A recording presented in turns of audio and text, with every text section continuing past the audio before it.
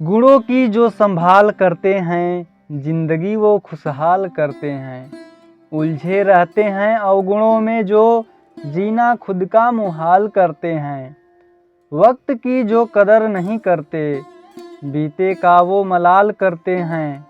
उनका होता है कुल जहान अपना, औरों का जो ख्याल करते हैं।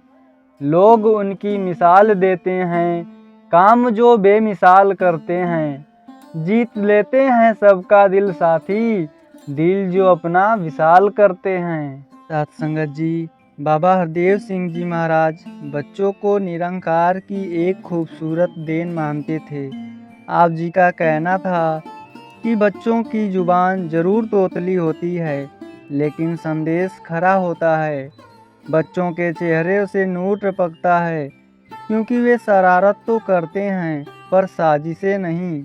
कई बार बुजुर्ग भी उतनी बात कड़ी नहीं कह पाते जितने छोटे उम्र के बच्चे कह जाते हैं। 22 दिसंबर 2003 को चंडीगढ़ में आयोजित विशाल बाल संत समागम को संबोधित करते हुए आप जी ने कहा कि अच्छे इंसानों का निर्माण बालपन की अवस्था से ही शुरू हो जाता है। बच्चों में ग्रहण करने की शक्ति तीव्र होती है। वे वही भावनाएं ग्रहण करते हैं जो उन्हें बचपन से प्रदान की जाती है। इसीलिए अभिभावकों का यह परम दायित्व है कि बच्चों को बालपन से ही अच्छे संस्कार देने का प्रयास करें, जिससे वे अच्छे इंसान बनकर इंसानियत को उजागर करें और श्रेष्ठ नागरिक बनकर विश्व के नव निर्माण में योगदान दे सकें। गुरु प्यारी साध संगत जी, बड़े प्यार से कहिए धन निरंकार जी। साध संगत जी, सद्गुरु माता जी आप सभी संतों की झोलियाँ खुशियों से भर दे। जहाँ भी रहें सेवा सिमरन और सत्संग से जुड़ करके आनंदित रहें। साध संगत जी, उम्मीद करते हैं कि आप सभी संत खुश होंगे, स्वस्थ होंगे, प्रसन्न होंगे। साध संगत जी, आज के टॉपिक का नाम है कि संत जन महापुरुष इस संसार से क्यों नहीं डरते, वो किससे डरते हैं। साध संगत जी, प्रभु इच्छा में जीवन जीने वाले लोग ही सच्चे अर्थों में भक्त होते हैं। कर्ता भाव से युक्त होकर जो भी काम किया जाए वह हमारे बड़प्पन का कारण नहीं बनता है। भक्त सदा भले काम ही करता है, कभी गलत काम नहीं करता। लेकिन अपने हर अच्छे काम का श्रेय वह खुद नहीं लेता है, बल्कि उसे दातार प्रभु की रहमत का फल मानता है। चाहे कैसा भी समय हो, भक्त हर समय प्रभु का ही गुणगान करता है। प्रभु की इच्छा में ही वह जीवन व्यतीत करता है। इसी में सच्चा सुख है। दरअसल समर्पण का ही दूसरा नाम सुख है। संसार में थोड़े बहुत सभी दुखी हैं, किंतु भक्त इस परमात्मा को जान करके, इससे प्रीति करके, इसकी उपासना करके परम सुख और आनंद प्राप्त करते हैं। साध संगत जी, हम यदि अभिमान नहीं करेंगे और स्वयं को संत जनों का दास समझेंगे तो हम दुनियावी शक्तियों से कभी डरेंगे नहीं, और दातार प्रभु की कृपा से हमें कोई दुख भी नहीं होगा। हमने डरना है तो केवल गुरुमुख महापुरुषों से ही डरना है, इस संसार से नहीं। ऐसा न हो कि हम संसार से तो डरते हैं और महापुरुषों के प्रति दिल में भय नहीं रखते हैं। इसके विपरीत हमने यही भावना रखनी है कि अगर हमने किसी महापुरुष का दिल दुखा दिया तो कहीं सद्गुरु हमसे नाराज न हो जाएं, अथवा कहीं मुझ पर ही ऐसी बात न आ जाए जिससे मेरा अपना नुकसान हो जाए। साध संगत जी, लोग भाषा के नाम पर, प्रांतों के नाम पर, जाति मजहबों के नाम पर बंटते चले जा रहे हैं। यह बात मानव समाज के लिए बड़े ही दुर्भाग्य की है। जाति मजहब भाषा बोली इत्यादि बंधनों को न मानने वाले निरंकारी भक्त ही संसार को अपने कर्म द्वारा बचा सकते हैं। निरंकारी का अर्थ ही यही है, जो एक परम पिता निराकार प्रभु के घट घट में दर्शन करते हुए सभी से प्यार करता है, सबके साथ सत्कार का बर्ताव करता है। जब तक हमारे देश के लोग कर्म के महत्व को, मेहनत की महत्ता को नहीं समझेंगे, जब तक देश की हालत सुधरने वाली नहीं है। भक्ति सामाजिक कर्तव्य कर्मों से मुंह फेरने का नाम नहीं है, बल्कि पूरी लगन से अपने कर्तव्य कर्मों को करते हुए निराकार प्रभु की इच्छा को हंसकर स्वीकार करना ही भक्ति है। सत्संगत जी, इंसान की महानता का पता तब चलता है जब वह धन दौलत के होते हुए भी उनका अभिमान नहीं करता है। दातार की दातों का त्याग करना ही इंसान की महानता की परख नहीं होती। जिस प्रकार किसी लालटेन पर कोई पतंगा आ बैठा है तो दीवार पर उसका अक्स आने लगता है। हम अगर उस अक्स को उड़ाते हैं तो वह पतंगा नहीं उड़ता है, क्योंकि वह पतंगा तो कहीं और बैठा हुआ होता है। इसी प्रकार हम अगर दावा करें कि हमने धन दौलतों का त्याग कर दिया है, लेकिन मन में हमारे लालसा है, लालच है, तो वह त्याग नहीं होता।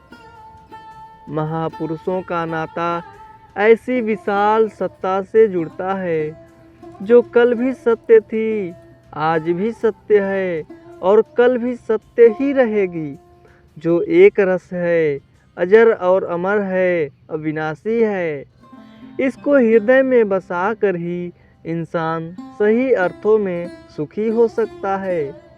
भक्त महापुरुष जानते हैं कि सुख दुनियावी चीज़ों, धन, वैभव, इज्जत, शोहरत से प्राप्त नहीं होता, बल्कि वास्तविक सुख इस नाम धन से ही प्राप्त होती है।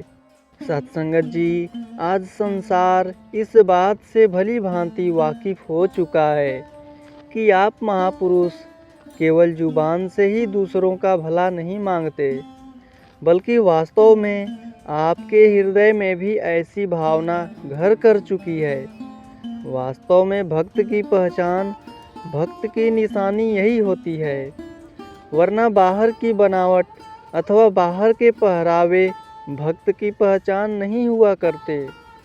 बाहर से पवित्र बनने के लिए इंसान बहुत स्नान करता है, पूजा पाठ करता है, लेकिन अगर मन में ईर्ष्या हो, अगर साथ बैठा इंसान अच्छा नहीं लग रहा हो, दूसरे की वाह वाह उसे अच्छी नहीं लगती, तो फिर वह भक्त कैसे बन गया?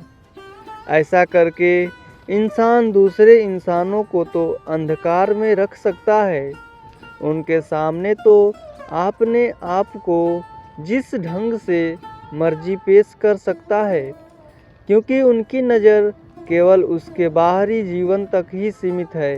पर ऐ इंसान, तेरा लेखा इन इंसानों ने नहीं लेना, लेखा तो इस शक्ति ने लेना है जो तेरे बाहर को ही नहीं, अंदर को भी अच्छी तरह से जानती है, जिससे तेरा कुछ भी छिपा हुआ नहीं है।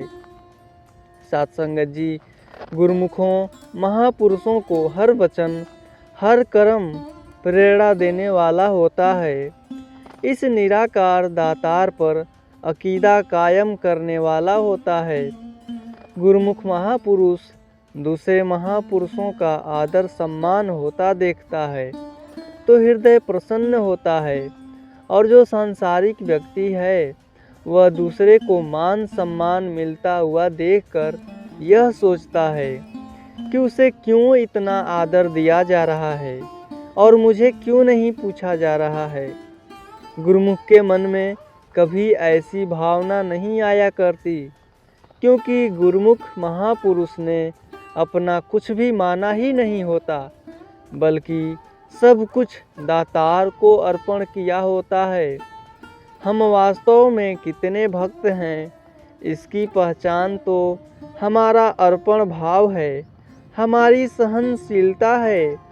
जब हम दूसरे के वचनों को सहन कर लेते हैं, कोई हमें बुरा भला कहता है तब भी हम उसका भला मांगते हैं, तथा माया का कोई भी रूप हमारे सामने हमें डमाडोल करने आ जाता है तो भी हम डुलायमान नहीं होते, इस निरंकार का आसरा नहीं छोड़ते। जब वास्तव में हम भक्त होते हैं, यही हमारी भक्ति की पहचान होती है।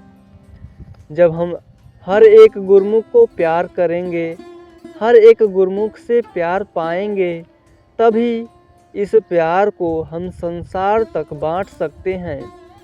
यह प्यार हमने अपने घर से ही शुरू करना होता है, क्योंकि जब हम अपनों से प्यार नहीं करेंगे तो संसार में प्यार कैसे बांट सकेंगे।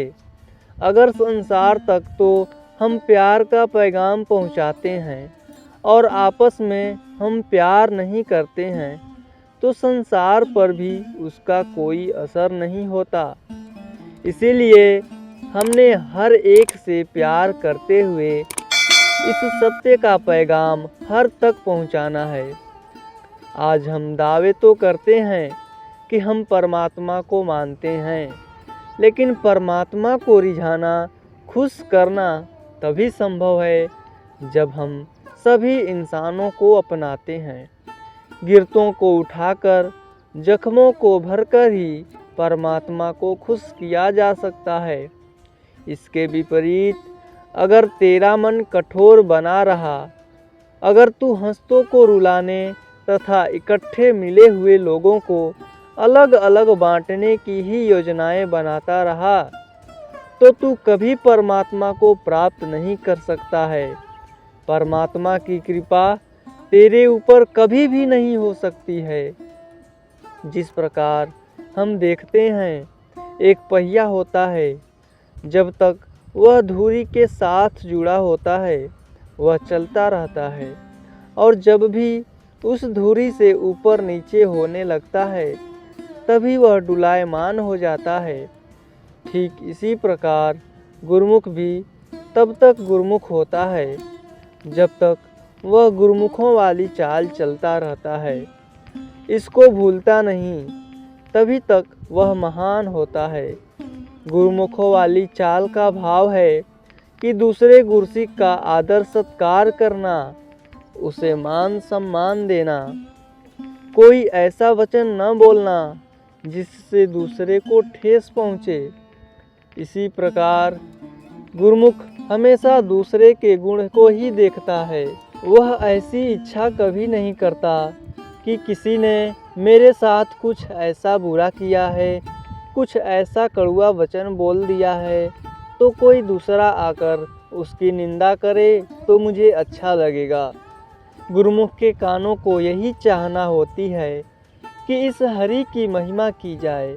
ये कान निराकार दातार का नाम ही सुने, दूसरे भक्तों का यश ही सुने।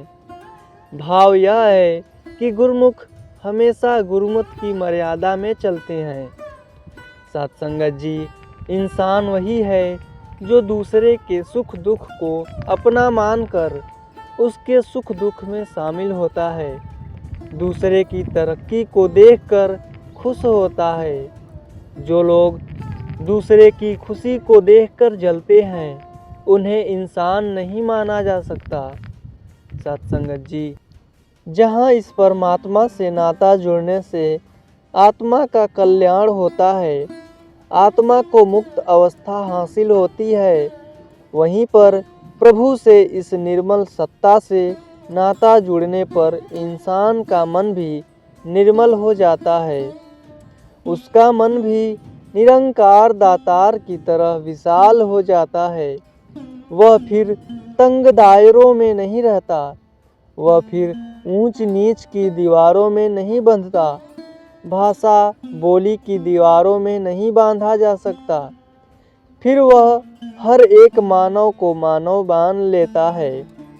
वह यह जान लेता है कि हर एक में प्रभु का एक ही नूर है, कोई पराया नहीं है, कोई बेगाना नहीं है। संत महापुरुष निराकार प्रभु को अपने हृदय में बसाकर हर एक इंसान से प्यार करते हैं। यही सब सुखों का साधन है।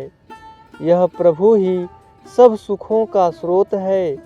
जो इससे जुड़कर सुखी हो जाता है वह दूसरों को भी सुखी करता है। प्रेम की भाषा को हर कोई समझता है। जिनके हृदय में प्रेम वास करता है उनको संसार की कोई भी भाषा समझना कठिन नहीं होती। इसीलिए उन्हें कोई भी भाषा बुरी नहीं लगती। ज़रूरत है केवल प्रेम की।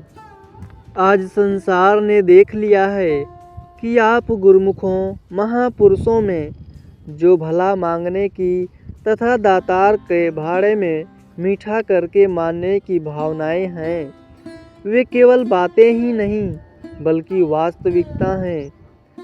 दास दातार के चरणों में यही अरदास करता है कि आप सभी इन भावनाओं को अपनाए रखें और इस सत्य के मार्ग पर इन महान असूलों पर चलते हुए आगे बढ़ते चले जाएं, ताकि इससे जहां मिशन का नाम रोशन हो, वहां जिन महापुरुषों ने बलिदान दिए हैं उनकी शान को भी हम बढ़ा सकें। जिन महापुरुषों ने अपना सब कुछ अर्पण किया है उनके परिवारों को भी हम प्यार और सम्मान दें, क्योंकि ये सभी गुरुमुख महापुरुष हमारे इस विशाल मानव परिवार के ही सदस्य हैं। इसीलिए हम हमेशा उन्हें सुख पहुंचाने का यत्न करते रहें। दास यही अरदास करता है कि यह जो महापुरुषों वाला नाम हमारे साथ लगा हुआ है, हम इसी तरह का कर्म भी जीवन में जोड़ते हुए आगे से आगे बढ़ते चले जाएं और इस सत्य की आवाज़ को संसार के हर एक इंसान तक पहुंचाते चले जाएं। संतों का जीवन खुशी वाला होता है। इनका दिल इतना विशाल हुआ करता है कि इसमें सारे जहान का दर्द समा जाता है। जो दूसरों को दर्द देना चाहता है, दुख पहुंचाना जानता है, वह कभी भी संत या महात्मा नहीं हो सकता। जितने भी संत महात्मा आज तक संसार में हुए, उनके जीवन से, उनके कर्म से कहीं यह दिखाई नहीं देता है कि संत इंसान को इंसान से दूर करते हैं, बल्कि वे तो सभी को आपस में मिलाते रहे हैं। आज भी आप संतों ने संसार को दिखा दिया है कि भिन्न भिन्न तरह के महकते फूलों को इकट्ठा करने से कैसा खुशबूदार गुलदस्ता बन जाता है। दातार मेहर करे कि सारा संसार ही एक खूबसूरत गुलदस्ता बने। इन भिन्न भिन्न प्रकार के फूलों की खुशबू महकती रहे और वातावरण सुगंधित होता चला जाए। सत्संगत जी, महाकवि कालिदास अपने समय के महान विद्वान थे। उनके कंठ में साक्षात सरस्वती जी का वास था। शास्त्रार्थ में उन्हें कोई पराजित नहीं कर सकता था। अपार यश, प्रतिष्ठा और सम्मान पाकर एक बार कालिदास को अपनी विद्वता का घमंड हो गया। उन्हें लगा कि उन्होंने विश्व का सारा ज्ञान प्राप्त कर लिया है और अब सीखने को कुछ बाकी नहीं बचा है। उनसे बड़ा ज्ञानी अब संसार में दूसरा और कोई नहीं है। सत्संगत जी, एक बार पड़ोसी राज्य से शास्त्रार्थ का निमंत्रण पाकर के कालिदास महाराज विक्रमादित्य से अनुमति लेकर के अपने घोड़े पर रवाना हुए। गर्मी का मौसम था। धूप काफ़ी तेज और लगातार यात्रा से कालिदास को बहुत प्यास लगी थी। जंगल का रास्ता था और दूर दूर तक कोई बस्ती दिखाई नहीं दे रही थी। थोड़ी तलाश करने पर उन्हें एक टूटी हुई झोपड़ी दिखाई दी। सत्संगत जी पानी की आशा में वे उस ओर बढ़ चले। झोपड़ी के सामने एक कुआं भी था। कालिदास जी ने सोचा कि कोई झोपड़ी में हो तो उससे पानी देने का अनुरोध किया जाए। उसी समय झोपड़ी से एक छोटी बच्ची मटका लेकर के निकली। बच्ची ने कुएं से पानी भरा और जाने लगी। कालिदास उसके पास जाकर बोले, हे बालिके, मुझे बहुत प्यास लगी है, जरा पानी पिला दे। तब बच्ची ने कहा, आप कौन हैं? मैं आपको नहीं जानती हूँ, पहले अपना परिचय दीजिए।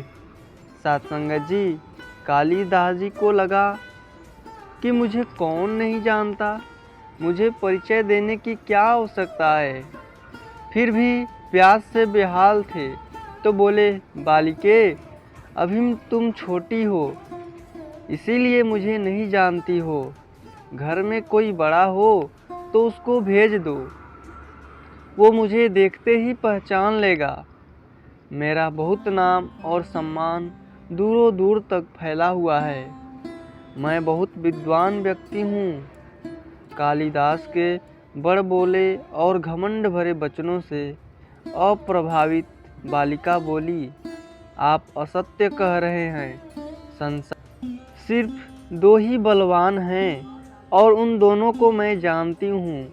अपनी प्यास बुझाना चाहते हैं तो उन दोनों का नाम बताएं। थोड़ी देर सोचकर कालिदास जी बोले, मुझे नहीं पता है, तुम ही बता दो, मगर मुझे पानी पिला दो, मेरा गला सूख रहा है। बालिका बोली, दो बलवान हैं, अन्न और जल।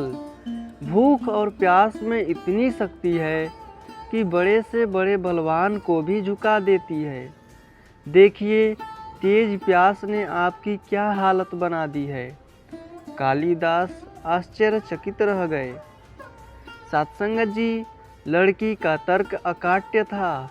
बड़े से बड़े विद्वानों को पराजित कर चुके कालिदास एक बच्ची के सामने निरुत्तर होकर खड़े थे। बालिका ने पुनः पूछी, सत्य बताइए कि आप कौन हैं? वो चलने की तैयारी में थी। कालिदास थोड़ा नम्र होकर बोले, बालिके, मैं बटोही हूँ। मुस्कुराते हुए बच्ची बोली, आप अभी झूठ बोल रहे हैं। संसार में दो ही बटोही हैं और उन दोनों को मैं जानती हूँ। बताइए, वे दोनों कौन हैं? तेज प्यास ने पहले ही कालिदास जी की बुद्धि छीण कर दी थी, लेकिन लाचार होकर उन्होंने फिर अनभिज्ञता व्यक्त कर दी। बच्ची बोली, आप स्वयं को बड़ा विद्वान बता रहे हैं और ये भी नहीं जानते एक स्थान से दूसरे स्थान तक बिना थके जाने वाले बटोही कहलाता है। बटोही दो ही हैं, एक चंद्रमा और दूसरा सूर्य, जो बिना थके हुए चलते रहते हैं। लेकिन आप तो थक गए हैं, भूख प्यास से बेदम हो रहे हैं, आप कैसे बटोही हो सकते हैं? इतना कहकर बालिका ने पानी से भरा मटका उठाया और झोपड़ी के भीतर चली गई। अब तो कालिदास और भी दुखी हो गए। इतने अपमानित वे जीवन में कभी भी नहीं हुए थे। प्यास से शरीर की शक्ति घट रही थी, दिमाग चकरा रहा था। उन्होंने आशा से झोपड़ी की तरफ देखा, तभी अंदर से एक वृद्ध स्त्री निकली। उसके हाथ में खाली मटका था। वो कुएं से पानी भरने लगी। अब तक कालिदास भी काफ़ी विनम्र हो चुके थे और बोले, माते, प्यास से मेरा बुरा हाल है, भरपेट पानी पिला दीजिए, बड़ा पुण्य होगा। बूढ़ी माँ बोली, बेटा, मैं तुम्हें जानती नहीं, अपना परिचय दो, मैं अवश्य पानी पिला दूंगी। कालिदास ने कहा, मैं मेहमान हूँ, कृपया पानी पिला दो। तुम मेहमान कैसे हो सकते हो? वृद्ध स्त्री बोली, संसार में तो दो ही मेहमान हैं, पहला धन और दूसरा यौवन। इन्हें जाने में समय नहीं लगता। सत्य बताओ, तुम कौन हो? अब तक के सारे तर्क से पराजित हताश कालिदास बोले, मैं सहनशील हूँ, पानी पिला दो। नहीं, सहनशील तो दो ही हैं। पहली धरती, जो पापी पुण्यता सबका बोझ सहती है, उसकी छाती चीर कर बीज बो देने से भी अनाज के भंडार बोती है। दूसरे पेड़, जिनको पत्थर मारो फिर भी मीठे फल देते हैं। तुम सहनशील नहीं हो, सच बताओ कौन हो?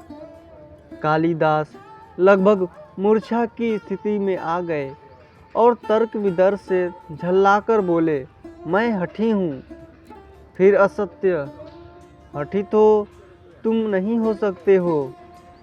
पहला नाखून और दूसरा बाल, कितना भी काटो बार बार निकल आते हैं। सत्य कहिए ब्राह्मण, कौन हैं आप?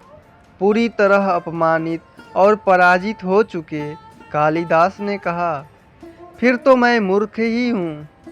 नहीं, तुम मूर्ख कैसे हो सकते हो? मूर्ख तो दो ही हैं।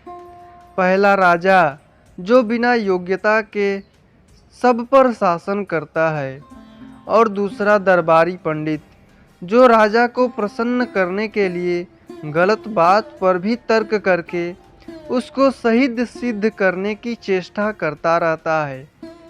कुछ बोल न सकने की स्थिति में कालिदास वृद्धा के पैर पर गिर पड़े और पानी की याचना में गिड़गिड़ाने लगे। बुढ़िया बोली, उठो वत्स। ये आवाज़ सुनकर जब कालिदास ने ऊपर देखा तो साक्षात माता सरस्वती वहाँ खड़ी थी। कालिदास पुनः नतमस्तक हो गए। शिक्षा से ज्ञान आता है, न कि अहंकार। तूने शिक्षा के बल पर प्राप्त मान और प्रतिष्ठा को ही अपनी उपलब्धि मान लिया और अहंकार कर बैठे। इसीलिए मुझे तुम्हारे चक्षु खोलने के लिए ये स्वांग करना पड़ा। साथ संगत जी, कालिदास को अपनी गलती समझ में आ गई। हमें भी ऐसी कोई अहंकार नहीं करना है जिससे कालिदास की तरह हमें भी ऐसी भोग भोगना पड़े। साथ संगत जी, उम्मीद करते हैं कि आज की यह साखी आप सभी संतों को ज़रूर पसंद आई होगी। फिर मिलते हैं अगले साखी में। साथ संगत जी, बड़े प्यार से कहिए, धन्य निरंकार जी।